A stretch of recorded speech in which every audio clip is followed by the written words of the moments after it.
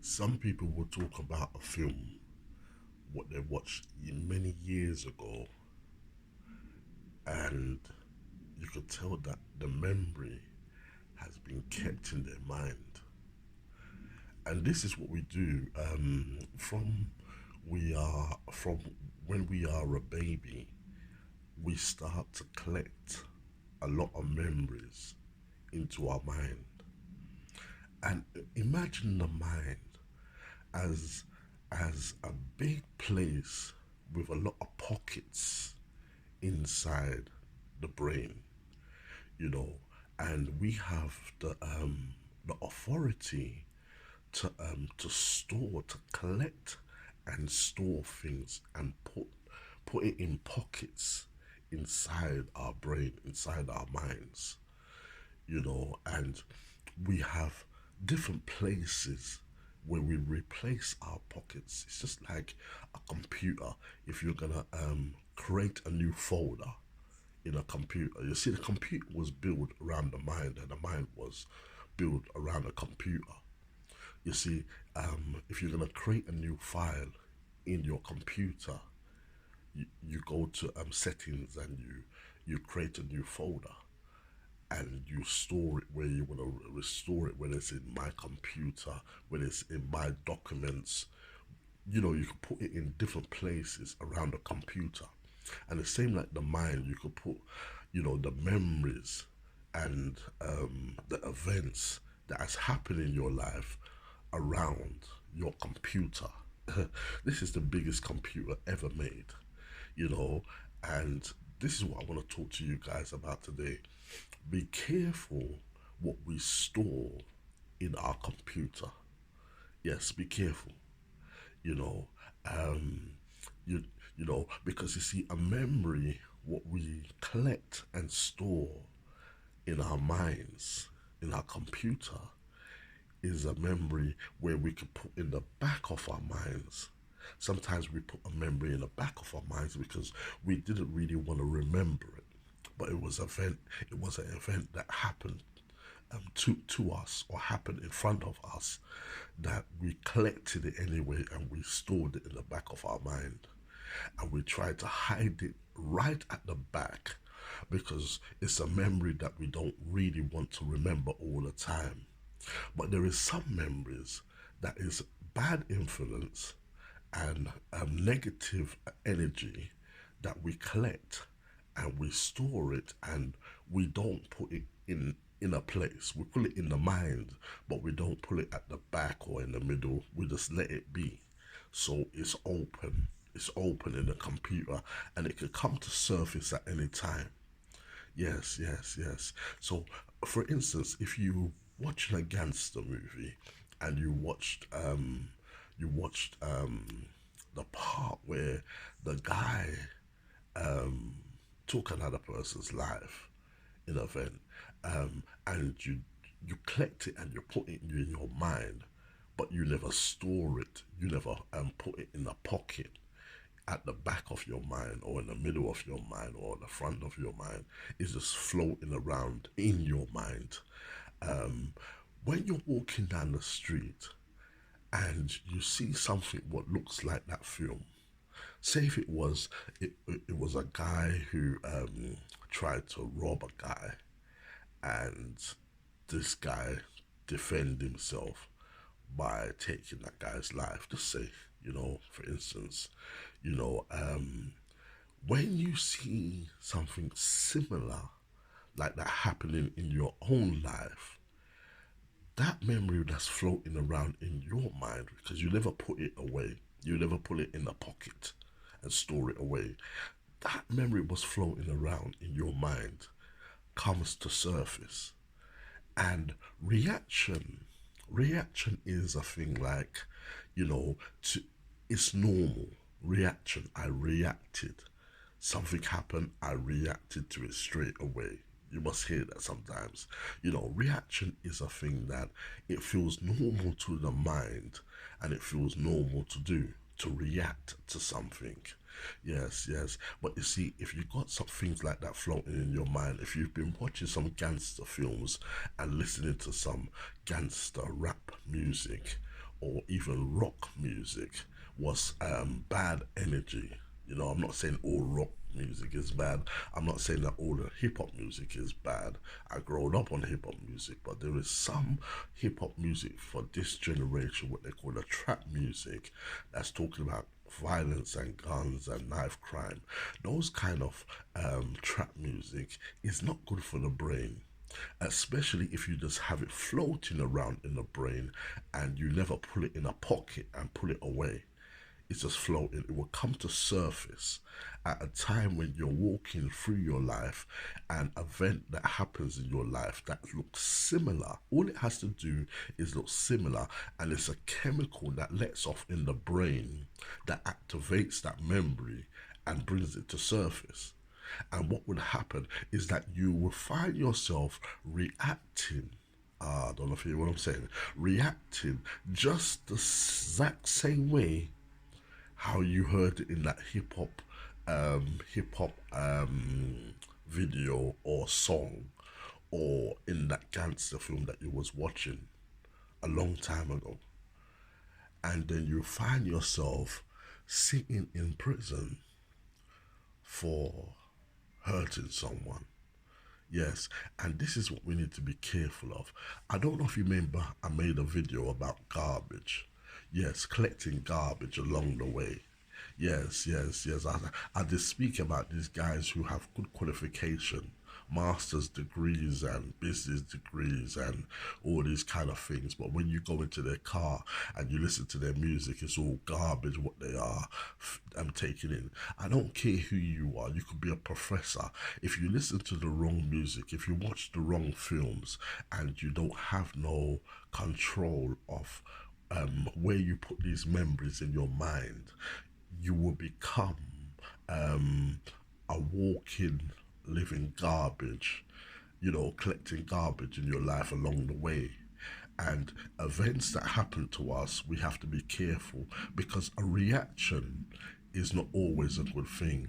Sometimes when something happens in your life and you know, you're starting to give a reaction, sometimes you have to stop for a moment and think in the mind, what is the best solution for me to deal with the situation, you know. And we have to be careful what we have floating around in our mind.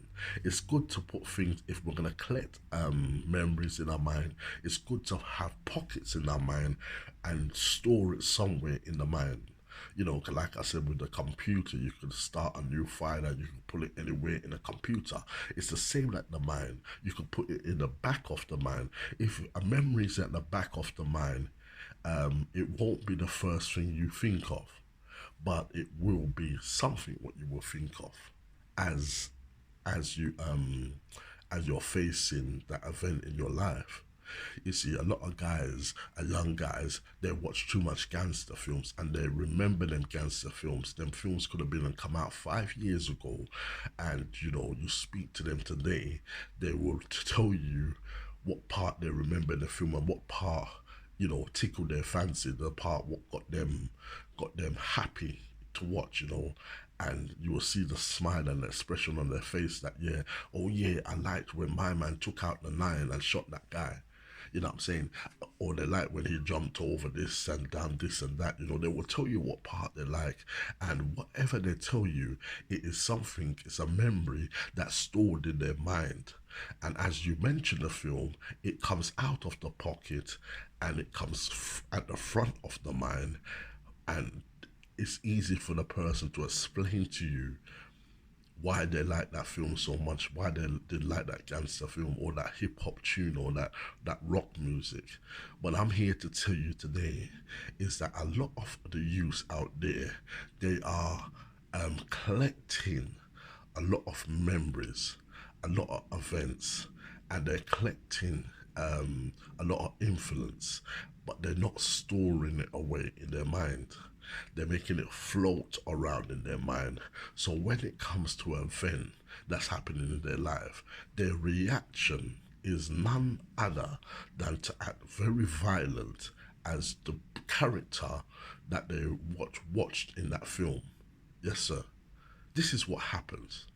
you know, because you see, when you hear about what people are doing, what young people are doing to each other there, each other out on the streets, it's only collections of memories from films and from situations that they have seen in their life and watched on their TV and kept it in their mind, but they never store it. Yeah, they never kept it, kept it under guard. They never kept it with good behavior. They kept it with reckless behavior.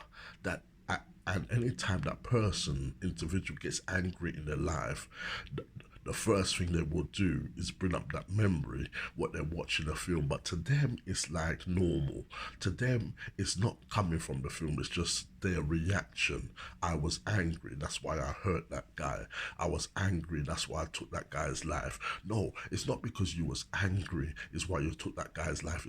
It's because you was angry and you collected clips and videos and music and storylines and all these documentaries and all these kind of things.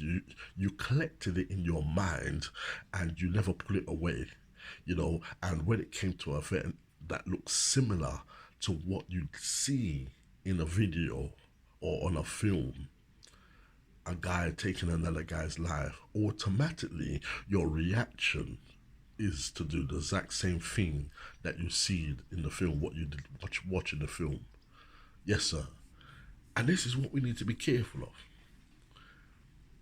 I don't know if any of these guys has ever done something, and sat down in a police station or sat down in a prison cell and said, why did I do that?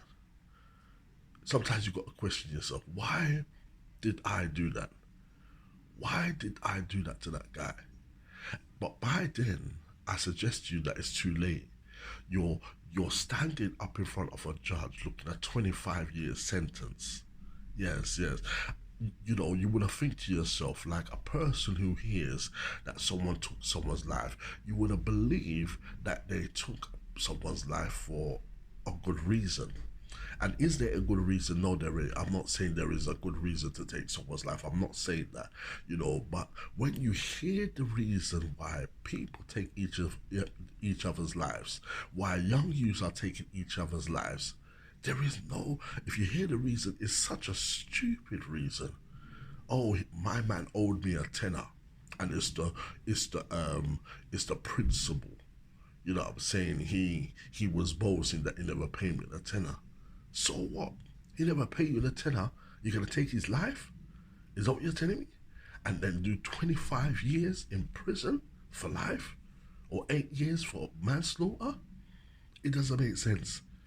Look how much £10 you can make in the space of 25 years. Come on, do the maths.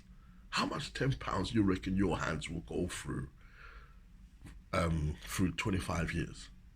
Ah, man. If you count that, you'd be a millionaire. You know what I'm saying? But yet you're going to be stopping your life. Your life is going to be on pause. You know what I'm saying? On pause for 25 years because you're locked up in a cage. You're locked up in prison just because the principal, my man owed me a tenner and he never paid me back, and he had a cheat to go around the community and said that, yeah, I owe him a tenner, but I never pay him. So what? Give him them stripes. If he wants them stripes, let him have it. If that tenner means so much to him, make him have it. I remember before, me as an individual, when I used to lend people money, like the guys on the streets, I used to lend them money. If they never pay me back, I used to get a bit upset with them, you know what I'm saying, and kind of demand my money back from them. But I realized that anytime you lend someone money, in fact, sometimes when a person comes to you and asks you, can you lend them some money? From the beginning, from when they ask you, they are in need. They are kind of desperate. They are low on funds. So from the beginning, you know what I'm saying? They're giving you a message when they ask you, can you lend them some money? So me personally now, as I'm more mature now, and I ain't got that youth kind of mind. Oh, my man owes me a tenner. It's the principle. Me now, anytime I lend people money, normally if I could give it to them, I give it to them. I remember a friend of mine, a young guy, he texted me and said, Nathan, I ain't got no food in my house, this, that, no money. Can you help me out? So I met him and I said to met him at near Tesco's and I said to him, here, take this money. And I said, bruv, you don't owe me this money. This is yours. You know what I'm saying? And that's the best thing to do sometimes. Okay, it's £20, it's £30 that's coming out your pocket. You know what I'm saying? You're not seeing it back again. You know what I'm saying, from that particular person. But sometimes when you release money and give money to people who are in need, God will look down on you and bless you in the future. Do you know what I'm saying? Instead of that, he making that person have on their mind that they owe you money and they have to pay you back. It brings more stress to that person because they didn't have money in the first place. So that's my advice to you. If you ever have a friend in need who asks you to lend you to lend some money from you, if you can, from the bottom of your heart, if you can give it to them and tell them that they don't owe you nothing, then that's a great thing for them and that's a great thing for you. Obviously, if it's a big stamp, quite a lot of money that you're lending them, obviously then you might want that money back. But maybe you could sort out arrangement for them to pay you back in little installments where it's not going to really hurt them and it's not going to really hurt you. So that's something we need to think about. There's always a way to deal with a situation than picking up a knife or picking up a gun and taking your brother's life. You know what I'm saying? My hometown, London, it's happening too much, man. It's happening too much. I mean, my generation was bad. I ain't gonna lie to you, we were bad. And I feel a bit guilty, you know, of what my generation did create because we did create and spark a lot of monsters out there. You know what I'm saying?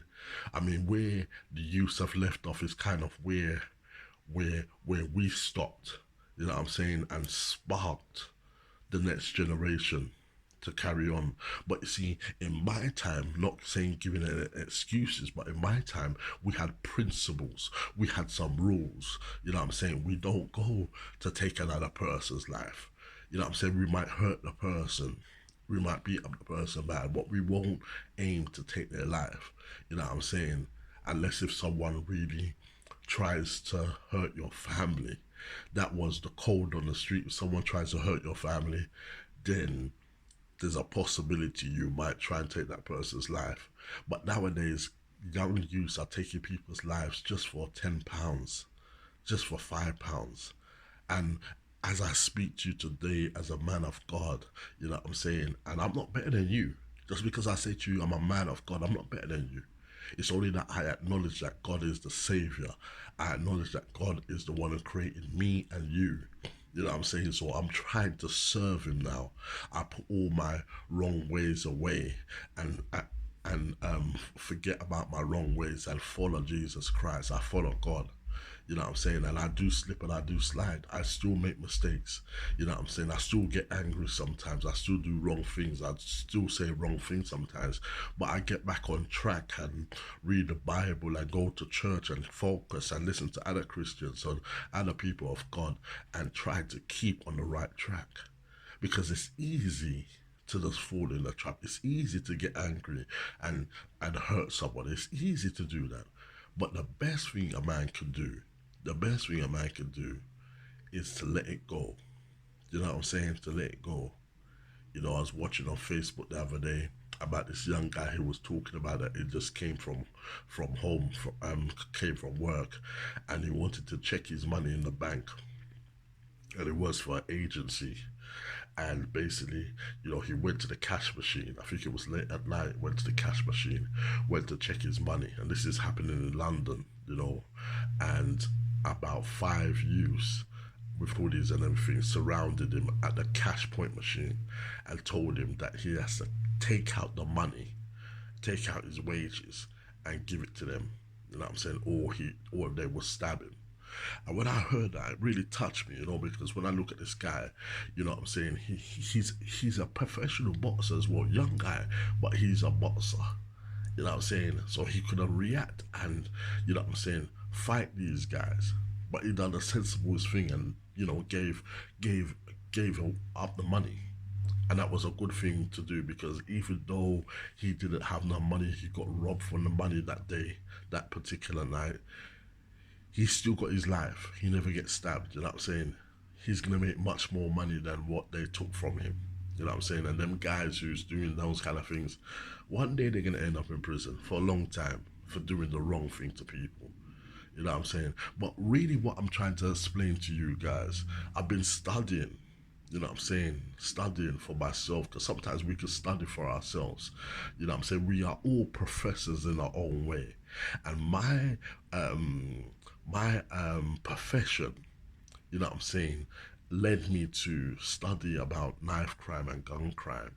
And I noticed it's the clips, it's the events, and it's the films and the music that we listen to and collect along the way in our lives from when we was a baby up to the age we are now. We collect things and we collect things, but sometimes we don't. Anything that you want to keep as a memory in your mind, you've got the rights, you've got the ability to store that event or that memory in the back of your mind. You know what I'm saying? And we even got the authority to delete. Yes, yes, yes, yes. Sometimes you got to delete. You know, the computer, if you don't want to find no more, you press the delete button and it erases everything from that memory or from that event. And we can do that in our minds as well. You know what I'm saying? Not everything is easy to delete in our minds, but we can do that. Or if we can't do it, we restore it at the back of our mind so it doesn't come to surface, you know what I'm saying, straight away, because it's a memory that we don't really want to remember. It's a memory that if we bring it to surface, it could get us into trouble. You know what I'm saying? I like the film called Scarface. You know, I watched Scarface over 100 times. You know what I'm saying? But I realized after watching Scarface on the streets of Hackney, I was walking down the street like I was Scarface. You know what I'm saying? And and that was a bad thing to do. It was a bad thing to do because it brought attraction to myself. It brought more events to myself. It brought more gangs question my ability on the streets and who am I, what kind of person I am. You know what I'm saying? And in my days, people used to do their homework before they come and touch you, before they try to rob you. They do their homework about you. And if the history comes up about me or whatever, about me or my crew, the history would be basically these guys are cool, but don't trouble them because revenge is theirs. You know what I'm saying? But apart from that, we were humble people. You know what I'm saying? We just mostly went to parties, smoke a bit of reefer, you know what I'm saying, and just had fun as teenagers. But the deadline was that don't trouble them because you trouble them, they will bring it back to you. You know what I'm saying? When there was other guys like, he's a madman. He would always start trouble on you. He will rob you for no reason. He doesn't care. He will rob your house and do this and do that. They had some careless kind of characters on the streets of London. You know what I'm saying? But my crew, my people who I used to hang around with, we were humble. We didn't go around robbing people and things like that, But if someone tries to attack us in any way, we will bring it back to their doorstep. You know what I'm saying? But even that way is not a good way to do because you can't go to a man's doorstep to create trouble. Never go to a man's house to create trouble. That man knows every inch, every corner in his house. And what you're doing, you're just going to a death trap. Yes, sir, you're going to a trap. You know what I'm saying? I remember there's one time, one guy, I just turned a Christian, and one guy, basically, he signed up with me because I was doing the music. I was doing the music, and he signed up with me. He wanted to be one of my artists, But something in my inside told me that, now don't take this guy on. He's too much on the street life. You know what I'm saying? I knew he was too much on the street life, but the reason why I took him on is to kind of influenced him to come off the street life and just focus on the music, because he was quite a talented artist, but he was selling class A drugs in the meantime. So with me, to sign up with me, New Talent Crown, you had to pay a fee of £80 for me to take you serious and start taking you to the studio and promoting you as a music artist. So anyway, this guy paid the £80, and with the receipt I gave him, and with the letter, the cover letter, what I gave him, it said no refunds. So whether if you give me £80 today and you end up in jail tomorrow, or you give me £80 today and then tomorrow you tell me you don't want to do the music, you want to work in McDonald's or whatever, there is no refunds when it comes to me. You know what I'm saying? But this guy, he phoned me up and he says to me, that no, he missed a couple meetings what he had with me, and that was part of the agreement as well. It was like a miniature contract what I have with my artists. If you don't turn up to meetings, you need to phone me in advance and tell me that you're not turning up. It's just like a job. You know what I'm saying? Because I don't want to waste my time. I don't want to waste their time. And if it happens 3 times that they don't turn up without informing me and giving me a phone call and saying, "Hey Nathan, I can't make it," you know what I'm saying? Your contract with me is determined, as ended. You know what I'm saying? And that means you lose your money and you no longer work with Nathan Brown. It's as simple as that. And I had a reputation for the music that helping young music artists. So I had a lot of people who wanted to join up with me, but I never take on everyone. But I took on this particular guy because I know he was in the drug game, I know he was on the street game, and I wanted to kind of save his life and show him a different way in life. You know what I'm saying? As a Christian, he didn't even know he never known that I was a Christian. He just knew me as Nathan. But I knew what I was doing. I had a plan for this guy. But anyway, that never worked out. So 3 times he never phoned me, never turned up to the meetings.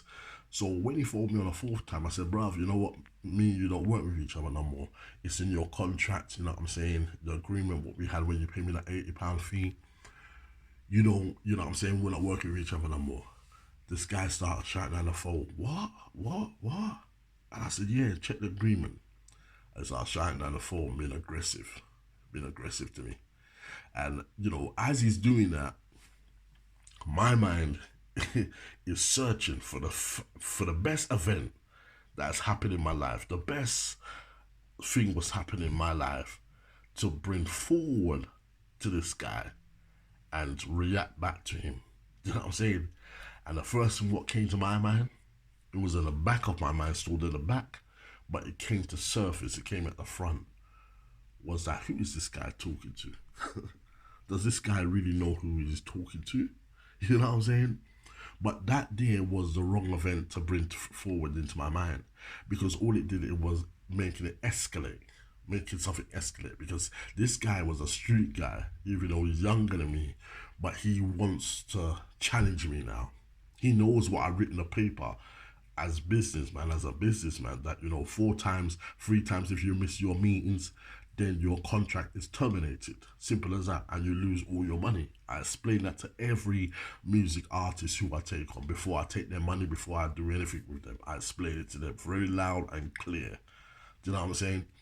He knew that happened, but what he expects is for me to break my rules and give him back his money. Yeah, that's what he was expecting. So anyway, from there now, he said to me that he wants his money back. And I said, bro, you're not getting your money back. You broke the rules. You know what I'm saying? There's no refunds. You're not getting your money back. And I remember him saying to me that he knows where I live. I don't know if you know what I'm saying. You see, people don't know what it means when someone says that to you by a threat. But you see, when it's been said to me, it brings up, oh, I don't know if you understand what I'm saying. It's hard to explain to you. If you did watch my life as I was growing up in the streets of Hackney, London, and when someone says that to me, it's like, it triggers me. It triggers me so much. It triggers, I'm saying, my heart starts beating fast. My blood starts running through my veins fast with rage and temper. That's what happens with me. Do you know what I'm saying? And thank God that I found God in my life. Thank God I was a Christian when he said that to me. Because you see, I remember an event what happened in London where that same guy, same kind of guy said that same thing to me. And I said to him, come to my house, I will open up the door for you and you will come in, but you will never see another day. That's what I said to him. And I meant what I said to him. I can tell you before I became a Christian, I meant what I said to him. But that guy never turned up at my house. But I made sure in my mind, because I got all the clips of the gangster films that I watched before, and all the clips of events that I had before, and all the fights and all the revenge I've took before on people who tried to treat me like a fool or treat me like I'm a nobody. And I showed them on the streets of London how I can be when it's time to be. You know what I'm saying? Because on the streets of London, you had to be aggressive. Okay, you don't have to be, but that's the way we looked at it, that you had to be aggressive to survive. It's as simple as that. If you weren't aggressive, you know what I'm saying, your name was nobody on the streets. If your name is nobody on the streets, people will see you with a nice gold chain, they will just come and rob you. People will see you with money, they come and rob you. You had to have some respect on the streets. And I went for my I'm gonna put it, I went for my respect. I had to get my respect one way or the other. Do you know what I'm saying? And I was moving with some notorious people. I ain't gonna lie to you. You know what I'm saying? If there's a book of history of gangs in London or crews in London, you know what I'm saying? The guys who I will mention to you, who I used to hang around with, these guys were top guys, and I was one of them in my generation. In my generation, you know what I'm saying? But I thank God that God came and saved my life. I thank God for God who renewed my mind. You know what I'm saying? So all the collections of the gangster films, like I told you, I like Scarface, I like Al Capone, Goodfellas, I like Belly with Nas and DMX. You know what I'm saying? I don't know if you guys watch that film. I like Juice. I like so much gangster films I used to like watching. But every time I watched them as a youth, I was collecting all these events and all these situations, collecting it and storing it in my mind. So anytime I see a similar event that someone is trying to treat me like a fool, or someone's trying to, you know what I'm saying, tell me that they're gonna take me out and things like that, I will react very quickly to a quick temper, a quick reaction, and react the same way as that character acted a film. Do you know what I'm saying? And it will be serious. Do you know what I'm saying?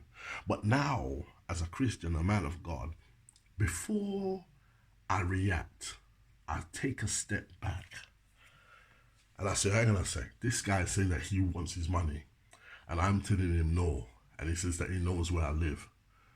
The last person who told you that they know where they live, that they know where you live, Nathan, you told them to come to your house, and you told them that I would have the door open for you. If you need to kick down the door, you can walk in the door nicely. Just come in. But I guarantee that you will never come back out. Do you know what I'm saying? But I said, no, I can't come with that kind of talk no more. I'm a man of God. So I stepped back and I thought about what this guy said. And and my fingers, you know what I'm saying? Because by then we were texting. My fingers, and we were talking on the phone. But by then my fingers just wanted to say, come, bruv. Come. I would open up the door for you. You know what I'm saying? Because it's all my pride. It's all my respect. It's all the things what I earned on the streets. You know what I'm saying? For my man coming to try and challenge me in that way, come, bruv. Come to my house, bruv. Come. You know what I'm saying? But I said, no, I can't do that no more. So I had another reaction. And another reaction, what I did learn in my godly life. And it said, the Lord is my light and salvation. Who shall I fear? The Lord is a stronghold of my life. Of who shall I be afraid of? when evil men tried to put me down, you know what I'm saying? I will rise up my banner and stand with God, and God will take my revenge. God will put a hedge around my life. God will protect me in any situation, in any battle. The enemies will scatter because God is my Father. So I start praying, you know what I'm saying? Praying, you know what I'm saying, to my Father. Because before that happened, that event happened, where that guy said to me, he knows where I live, I've been going to church for a while, and I've been collecting events. I've been collecting some lines from the Bible, from the book of life. I've been collecting things of how to deal with situations when situations come to me, that I won't make the same mistake to deal with it the way I used to deal with it on the streets of Hackney. It was a different way to deal with it. So I prayed. And when I prayed, I believed that God told me, give him back his money. Give him back his money. And I'm fighting with God now. I'm saying, God, you mean to tell me you're telling me to give him back his money? I'd rather my man come to my house, because I want to show him something. First thing I want to show him, don't ever talk to me like that. That's the first thing I want to show him.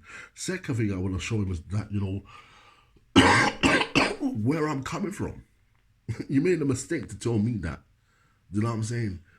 But God said to me that if you show him where you come from, if you show him what you've done before in your life and how you dealt with situations like that before, all you're gonna do is bring more headache to your life.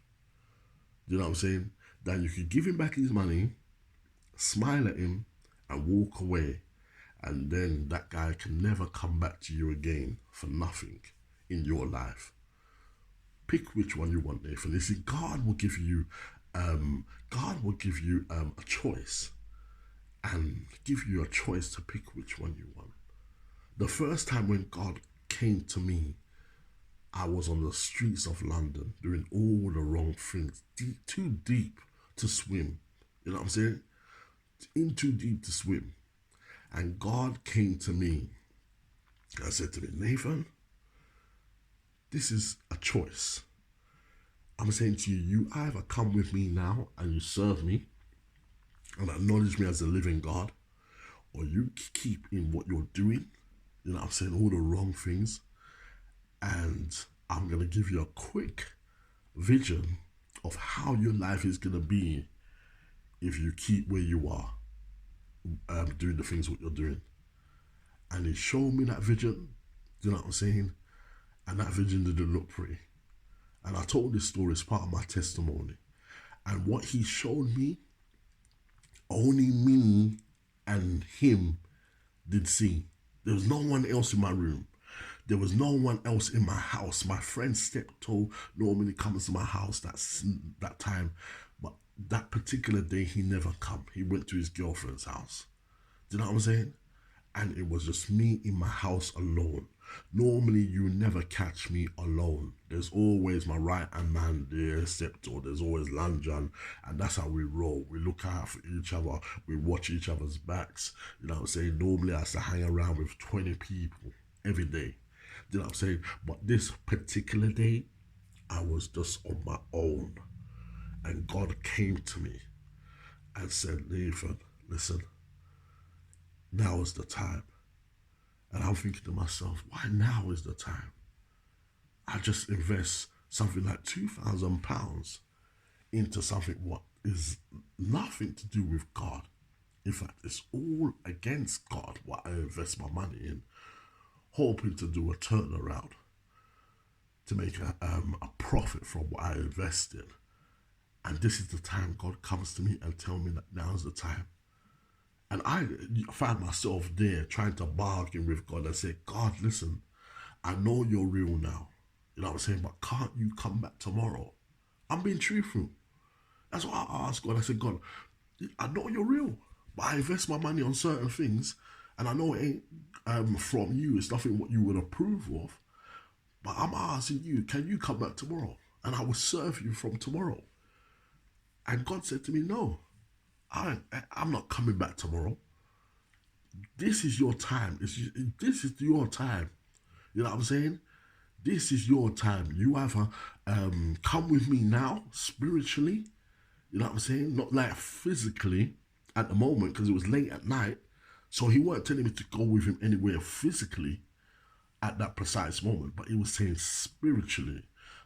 Surrender my spirit spiritually to him now. You know what I'm saying?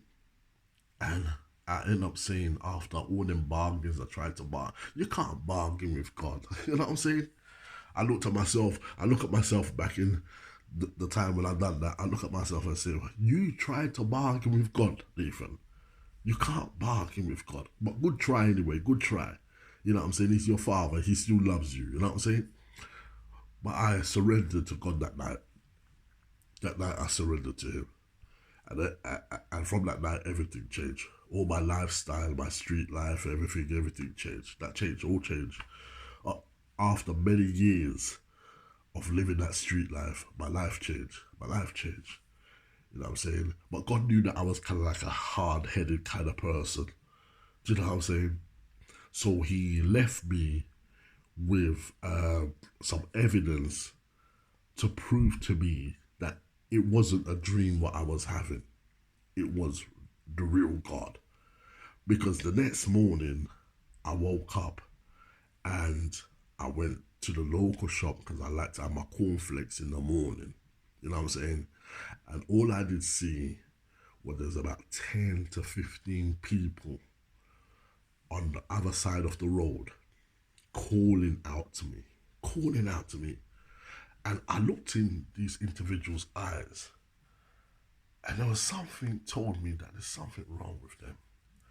They look very concerned, but yet they're calling me.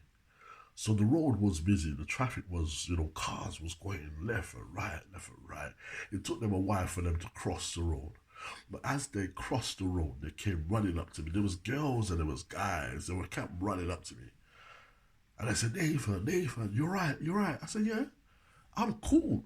I'm just going to buy my milk. You know what I'm saying? I want my cornflakes in the morning.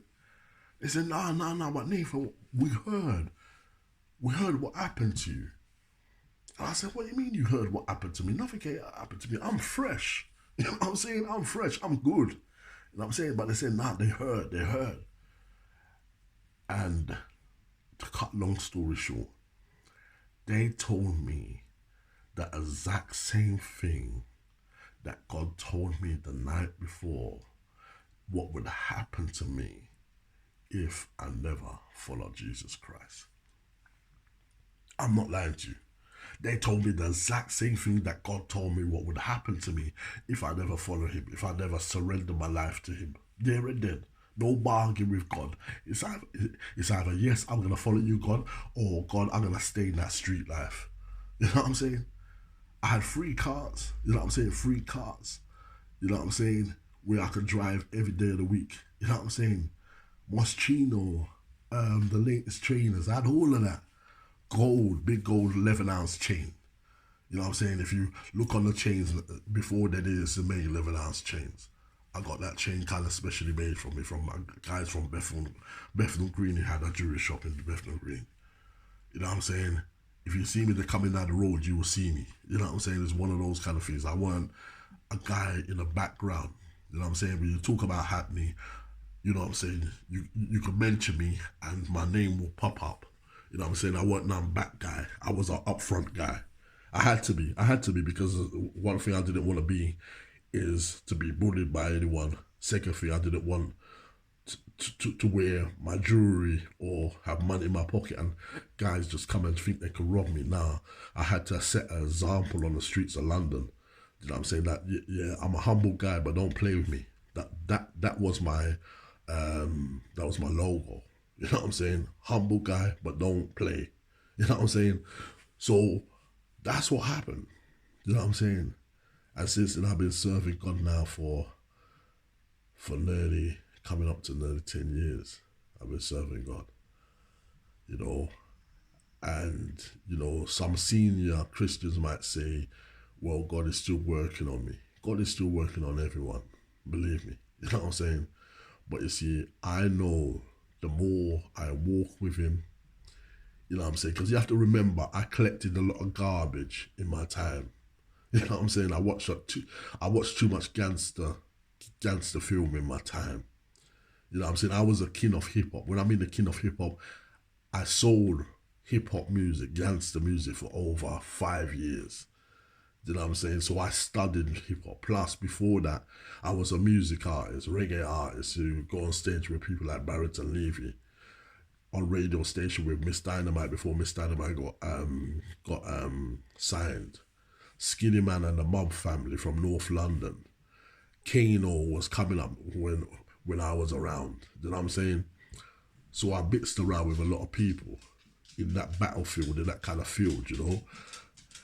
And it's like, you know, growing up in that situation and just seeing a lot of my friends pass away from violent deaths and violent, you know, shootings and certain things like that, you know, it molded me into a kind of person that, you know, that I shouldn't have been. But so now God's coming now and He's taking away the garbage. He's taking out bits what don't belong to me. He's erasing, he's deleting certain past events that's happened in my mind, little by surely, you know what I'm saying? And the biggest problem for me, I'll tell you the truth, I ain't gonna lie to you, the biggest problem for me was to let go of revenge. You know what I'm saying? Revenge was mine. Before I came to God, revenge was all mine. You trouble me today, you get away with it today, tomorrow is my time. I'm coming back for you. You know what I'm saying? Revenge was always mine, and I was very good at it. Or it looked like I was very good at it. But, you know, the Bible says, I don't know if you know what I'm saying, a man who takes up revenge, yeah, let me tell you this now, he might as well, you know, dig his own grave. That's what the Bible says. That revenge is not yours. Surrender all revenge to God. Do you know what I'm saying? And that's what I do nowadays. If I have any revenge, and I don't have no revenge on nobody, but if I did have a revenge, I have to surrender it to God. But when I was on the streets of London, I was known for revenge was mine. You know what I'm saying? People would say to me, you see what he done to you, Nathan? Wow, wow, wow, wow. I would say, don't worry about that. You know me already. Revenge is mine. And, you know, my friend would hear the next day and say that, wow, Nathan, spud me and say, Nathan, yeah, you dealt with that neatly. You know what I'm saying? Because I didn't, when I spoke, I meant what I spoke. You know what I'm saying? You know, and this is how I am with God now. You know, with God now, I like to speak and follow what I speak, with the words, what I say. You know, you see, the street life is deep, my friend. It's deep and it's demonic. It's demonic because it's the enemy, the devil will think that you're making money, you're winning all the juries, you got all the nice girls, and you know what I'm saying, you're done on the streets and this and that. But all he's doing is leading you to your early death. That's all he's doing. If I tell you how much of my friends who I went to school with and grown up with on the corners of the streets of London or Hackney passed away from violent deaths, not even normal deaths, violent deaths, drive-by shootings. It's all a plan for the enemy. And he had a plan for me, for the same way to happen to me. But God came to me just in time. I mean, he just came for me just in time. That's why I'm living today. You know what I'm saying?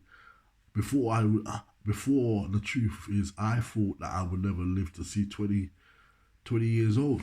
That's what I thought. You know what I'm saying? The way my life was going, I thought I would have never see 20. You know what I'm saying? But praise God. Praise God, I'm in the land of the living today. You know what I'm saying? And it's all because of Jesus Christ. Anyway, you guys, I've been speaking a bit too long, but I want to reach out to these youths. You know what I'm saying? These youths, one of these youths is going to watch my video one day. And I had confessions already that some youths are watching my videos already. And some youths are starting to believe into God and trying to put down them weapons of destruction. You know what I'm saying? And this is why I'm doing these videos. I have to give something back into my community. I can't just leave Hackney and just leave Hackney to rot when I turn on the news and listen to the radio, I hear about my hometown, Hackney. You know what I'm saying? And for me, who move out of Hackney, not in the jungle no more, I can't turn a blind eye to that. My brothers are down there, my sisters are down there. You know what I'm saying? I need to give something back to them. I need to tell them about Jesus Christ. I need to tell them about God. If God can save me, a wretch like me, you know what I'm saying, a rebel like me, I was a rebel, believe me, if God can save me, then God can save you, my brother. God can save you, my sister. So God bless you. Peace out. One love.